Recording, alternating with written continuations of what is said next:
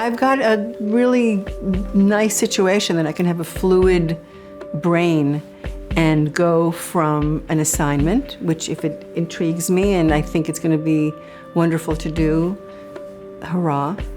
And then, or I come up with stuff, and that's more mulling and wandering around and letting the process of just being alive inform what I'm going to do. There's a kind of an opening of possibilities when you're working for children, and you really have to ask yourself what's important, because you usually get only 32 pages to do a children's book. And so you better really know what you need to say in 32 pages, which is not that much. The second book that I did, I wrote and I painted. It was called Hey Willie, See the Pyramids. And those were very short stories about my family and friends. And I found the essential me. I was able to go off on tangents and tell these strange stories and do the paintings and create the entire world and design the copyright page so it didn't look like a copyright page. The nice thing about the brief in my world is that it's both extremely pragmatic and concrete. There is a product, you will make a book or an illustration for a magazine. And then the brief is fantastically elusive and completely romantic, which is what of yourself are you going to put into this work that will make it something that anybody wants to look at? You got to trust yourself. You got to look at your signature and realize, for better or for worse, that's you, and that you bring a persona to the table. Use the projects you're given as a way to start to define how you think, how you differentiate yourself, what it is you're going to bring to each project.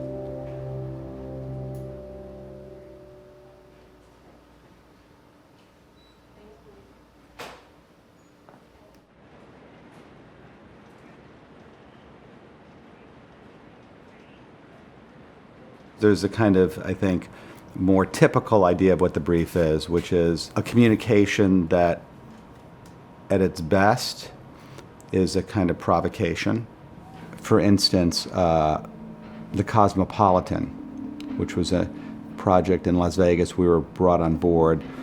Actually, the slabs were up, and the developer went bankrupt, a new developer took over, and we were brought in, and our brief was, help us create a resort that will be substantially more urban than anything that exists in Las Vegas, will be more contemporary, and might, in fact, relate to the way the world changes so quickly in a way Las Vegas doesn't. Now that was, I think, a very interesting brief for us, because it acknowledged that, and we agreed that the idea of Las Vegas is much better than the reality. You know, it sort of has this reputation to place, it's reinventing itself, but there are these very big fixed one-liner monuments there that you either like or you don't like, but there's nothing that happens beyond that. So we had the provocation, which is, let's create a place that is a little bit more changeable. And then we had the fixed condition of a relentless series of floor slabs that were already up. And then part of the brief acknowledged their big challenge. And their big challenge in their mind was how vertical it was. So it was, I think, 3,000 rooms on 6 acres, quite small.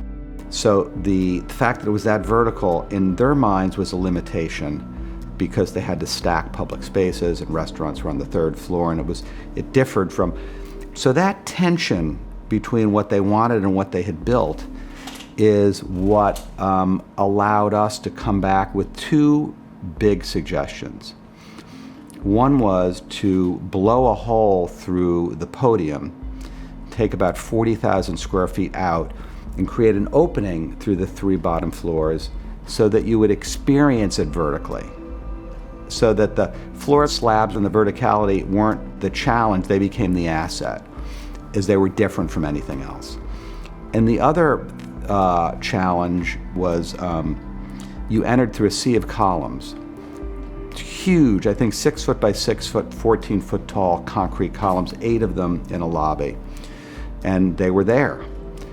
But it allowed us to think about work we had been doing in our technology lab, how can we use technology in our projects to bring people together, not to have technology as layers that separate people.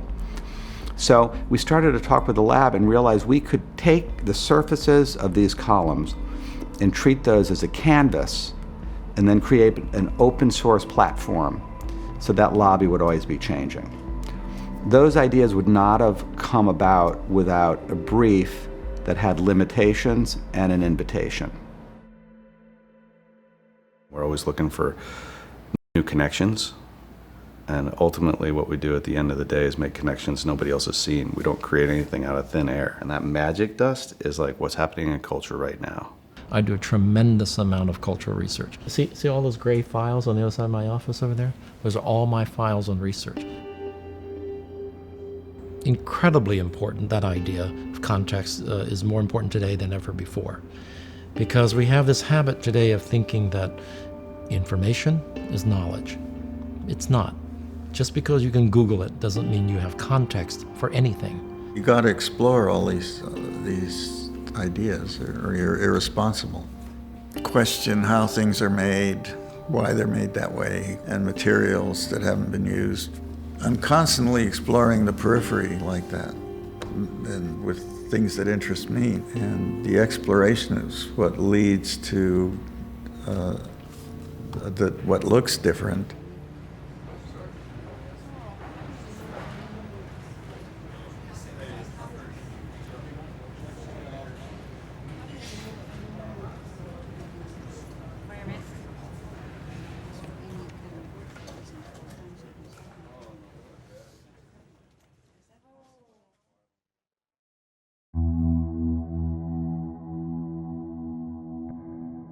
What we're going through now with the Eisenhower thing, it's just painful. It's an endless Yom Kippur. The original gesture was, we had a 4.5 acre piece of land in the middle of DC, surrounded by 3 fairly nondescript big buildings that housed departments that Eisenhower started: Voice of America, Education, and FAA. So how do you corral a site like that to put a memorial in it? Somebody made a proposal that it's like a Greek temple or something. You can do it that way, but that wasn't Eisenhower. You know, we've done everything on it in Eisenhower's words. So we've gone to great lengths to understand him, or who he was, and his life, and what he stood for.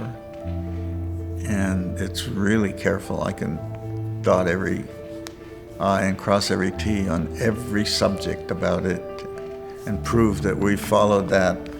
Now, you may not like it, the conclusions, but and not everybody's going to like the same thing, but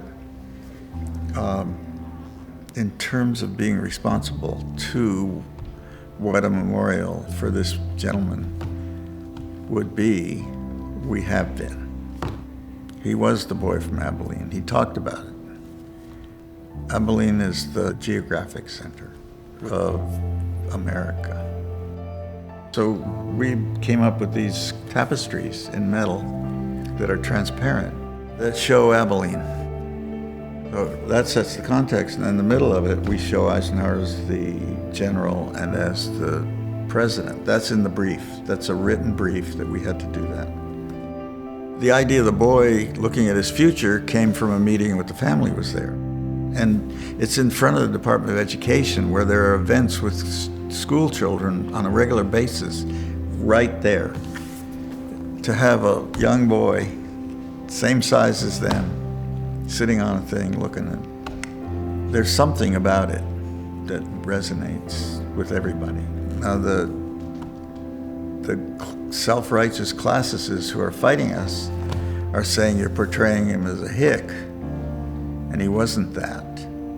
And I'm saying you're calling all the people in the Midwest hicks. It's un-American. When you're an architecture student, the brief is God. But I've learned about the brief, whether it's verbal or written, it's our job to challenge it. The brief is probably It's irrelevant from the moment that you've read it, you know? Because, you know, things are already different. We'll literally rewrite a brief like 6 times in the course of making stuff. I think what makes a great project is a brief and a response that resonate but don't agree. Oh, well, you know, all the chairs in the mid-range that are doing well in Europe have, you know, foam backs to them.